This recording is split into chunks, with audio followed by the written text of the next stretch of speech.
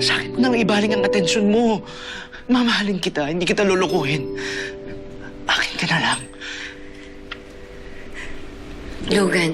Logan, please. Kailangan namin mag-usap ni Danilo.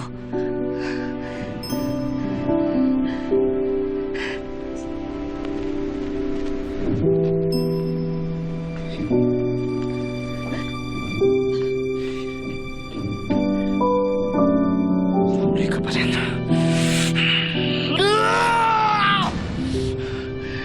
Hindi pwede kong binti sa akin!